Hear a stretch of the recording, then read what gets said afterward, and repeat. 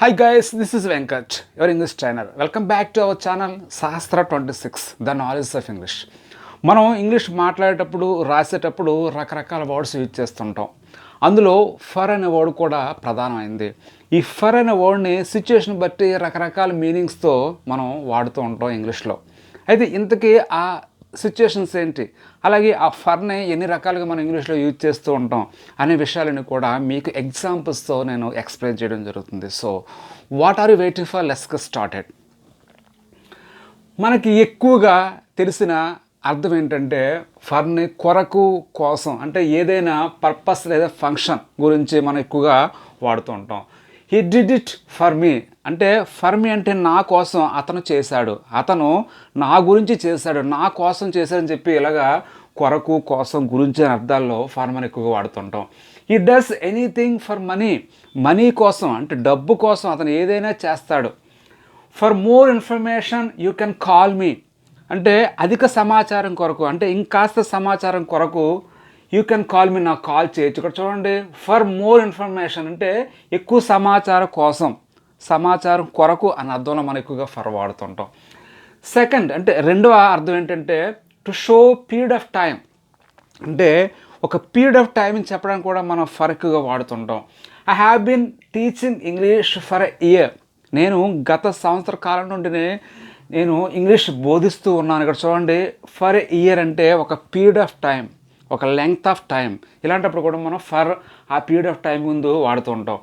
I have not met him for the last 10 days, గత 10 రోజుల నుంచి అతను నేను కలవలేదు. ఇక్కడ చూడండి, ఫర్ ద లాస్ట్ 10 days. ఇలా మనం పీరియడ్ ఆఫ్ టైం ముందు ఫర్ని ఎక్కువగా వాడుతుంటాం. అయితే ఈ సెన్స్లో ఎక్కువగా మనకి ప్రెజెంట్ పర్ఫెక్ట్ అలాగే ప్రెజెంట్ పర్ఫెక్ట్ కంటిన్యూస్ టెన్సెస్ ఎక్కువగా మనం వాడుతూ ఉంటాం.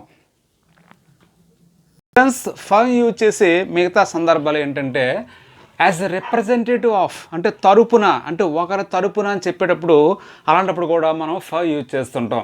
I attended the meeting for my manager అంటే మా మేనేజర్కి బదులుగా, ఇన్ లిeu ఆఫ్ మై మేనేజర్ నేను ఆ మీటింగ్ హాజరయ్యాను. ఇలా ఒకరి తరపున అని చెప్పేటప్పుడు కూడా ఇలా ఫర్ యూజ్ చేస్తాం.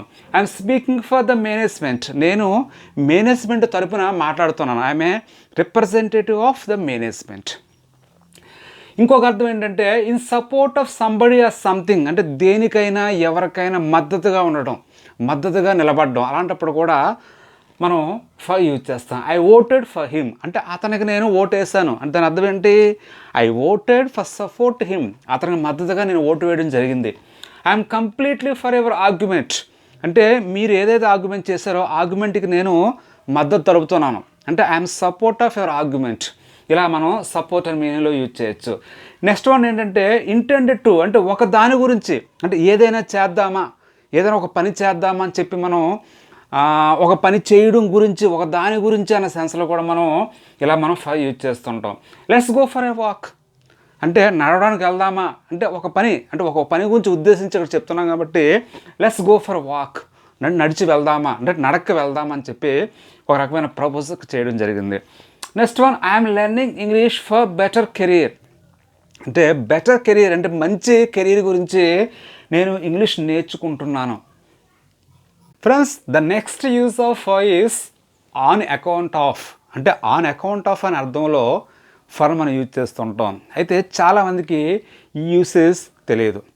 అందువలన అన్న మీనింగ్లో మనం ఫర్ని ఇక్కడ యూజ్ చేస్తూ ఉంటాం. For having sickness I didn't go to office.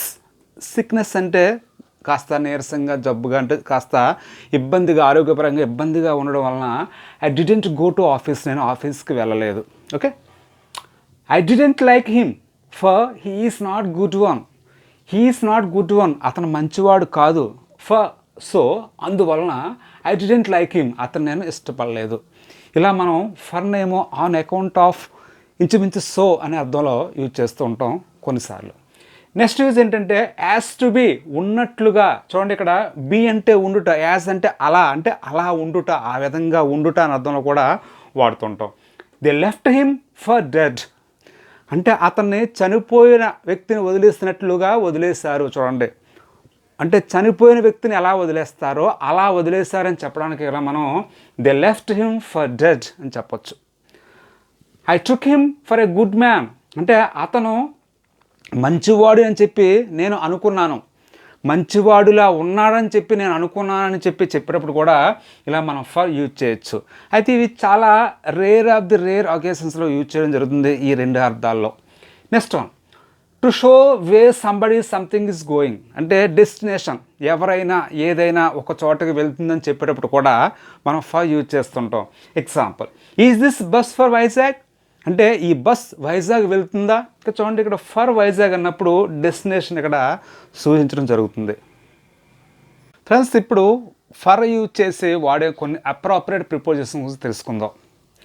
Known for, అంటే ఇక్కడ నోన్ అనేది వెబ్, అంటే నో అనే వెర్బ్ యొక్క థర్డ్ ఫామ్. నోన్ తర్వాత ఫర్ యూజ్ చేసినట్లయితే ఏదైనా పేరు పొందిన, ప్రసిద్ధి చెందిన అని అర్థం వస్తుంది. అంటే ఫేమస్ ఫర్, అంటే ఫేమస్ తర్వాత కూడా మనం ఫర్ యూజ్ చేస్తుంటాం ఇదే అర్థంలో. Is known for good music, అంటే అతను మంచి సంగీతానికి ప్రసిద్ధి చెందినవాడు, అంటే అతను మంచి సంగీత కళాకారుడు అని చెప్పడానికి ఇలా మనం నోన్ ఫర్ యూజ్ చేయొచ్చు. నెక్స్ట్ వన్, సెండ్ ఫర్, కబురు పెట్టడం. సెండ్ తర్వాత ఫర్ యూజ్ చేసినట్లయితే దానికి కబురు పెట్టడం అని అర్థం వస్తుంది. హ్యావ్ యూ సెండ్ ఫర్ రాజు, అంటే రాజు కబురు పెట్టావా, అంటే రాజుని రమ్మని చెప్పావని చెప్పి అన్నాక మనం కబురు పెట్టావని చెప్పి మనం తెలుగులో అంటూ ఉంటాం. నెక్స్ట్ వన్, స్టార్ట్ ఫర్, అంటే ఎక్కడికైనా బయలుదేరి వెళ్ళడం. చూడండి, why are you starting for Delhi suddenly, ఒక్కసారిగా అంటే సడన్గా నువ్వు ఎందుకు ఢిల్లీ వెళ్దాం అనుకుంటున్నావు, ఎందుకు ఢిల్లీకి బయలుదేరి వెళ్దాం అనుకుంటున్నావు చెప్పేటప్పుడు ఇలా మనం స్టార్ట్ ఫర్ యూజ్ చేస్తాం. అంటే స్టార్ట్ అనే వెర్బ్ తర్వాత ఫర్ యూజ్ చేస్తే ఈ అర్థం రావడం జరుగుతుంది. నెక్స్ట్ వన్, లీవ్ ఫర్, ఇది కూడా ఒక చోటుకి వెళ్ళడమే.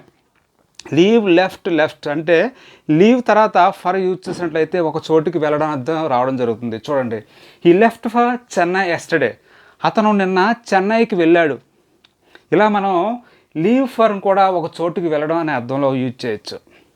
Okay friends, if you want to know this kind of interesting things about English, please visit our channel Sahastra 26, the knowledge of English. Thank you very much for watching my videos. Take care. Bye.